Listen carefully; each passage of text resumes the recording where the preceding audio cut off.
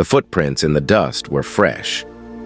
Jennifer could see every detail of the tread pattern, crossing the abandoned store's second floor in endless repetition, as if someone had been pacing here for hours, maybe years. She followed them with her camera, and they led her to a solid brick wall where they simply stopped. No door, no window, just wall. The prints didn't turn back.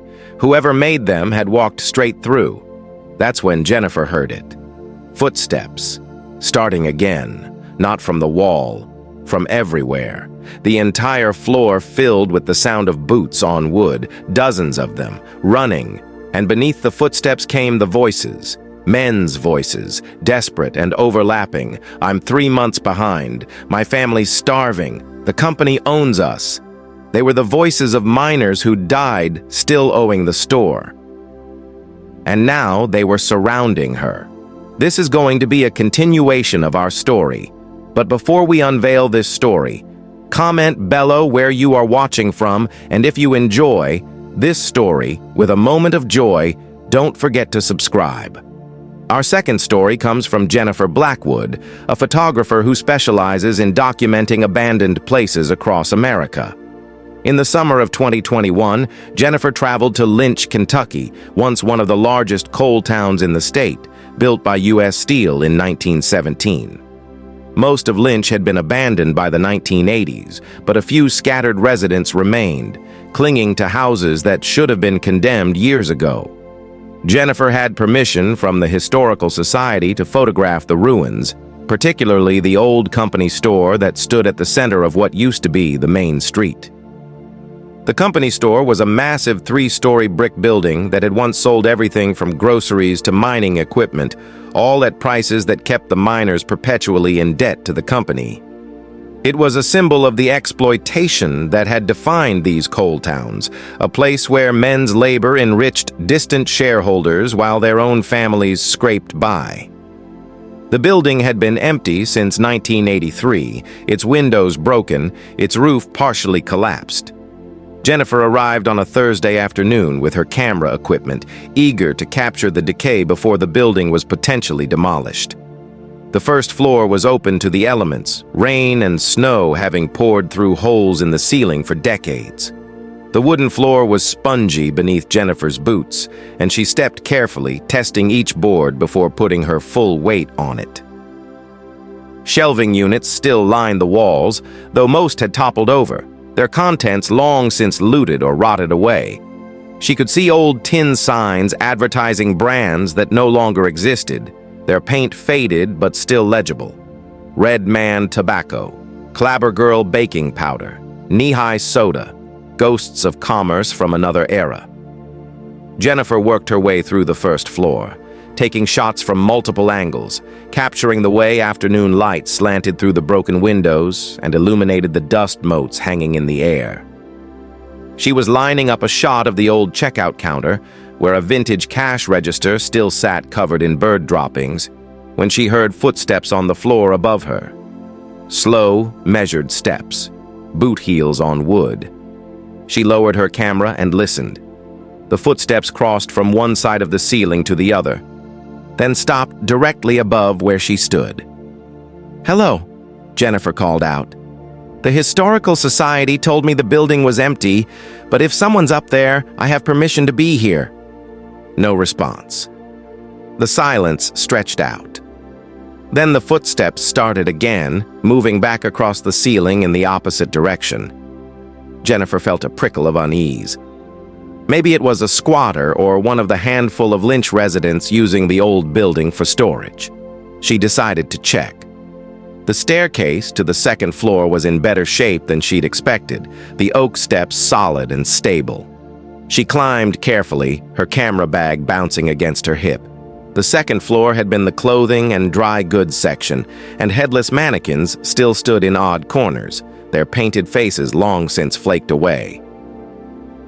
Rows of empty shelving created narrow aisles that disappeared into shadow. Jennifer called out again. "Hello? I heard you walking. I'm just here taking photographs. Nothing." But as she moved deeper into the floor, she noticed something strange. There were footprints in the dust, fresh footprints, boot prints, men's size by the look of them, crossing back and forth across the floor in regular patterns, as if someone had been pacing. The prints led from the staircase toward the back of the building, and Jennifer followed them. The footprints ended at a wall, not at a door or window, but at a solid brick wall. They simply stopped, as if whoever had been walking had vanished into the bricks themselves. Jennifer stood there, staring at the wall, her rational mind trying to make sense of it. Maybe there had been a door here once that had been bricked over. Maybe she was looking at old prints from before the wall was built. But the prints were in the top layer of dust. They were recent, fresh. She reached out and touched the wall. The bricks were cold and slightly damp. Behind her, the footsteps started again. Jennifer spun around. The sound was coming from all around her now, not from one direction, but from everywhere at once. Multiple sets of footsteps, heavy boots striking wood, creating a cacophony that filled the entire floor.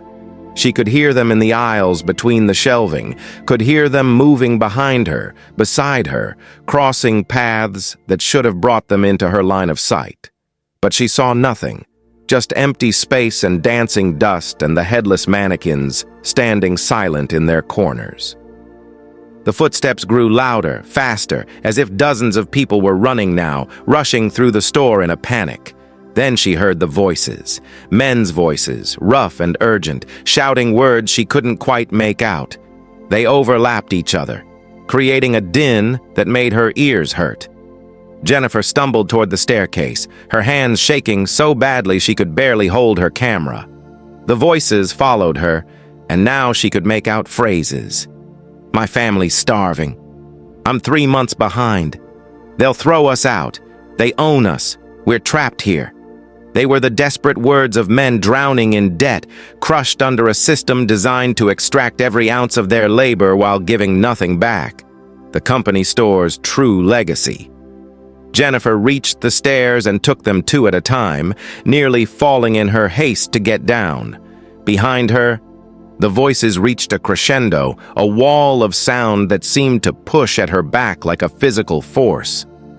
She burst out the front door into the late afternoon sunlight and kept running until she reached her car. Inside the building, she could still hear them. The footsteps, the voices, the sound of men who had died still owing the company store, trapped forever in a cycle of debt and desperation. She drove away without looking back, her photography equipment forgotten on the second floor. A week later, she called the Historical Society and told them what happened. The woman on the phone was silent for a long moment, then said, "You're not the first." 3 other photographers had reported the same experience. One had captured audio on a voice recorder. When played back, the recording was filled with voices, dozens of them, all listing prices. Flour, $2.50, salt pork, $1.20.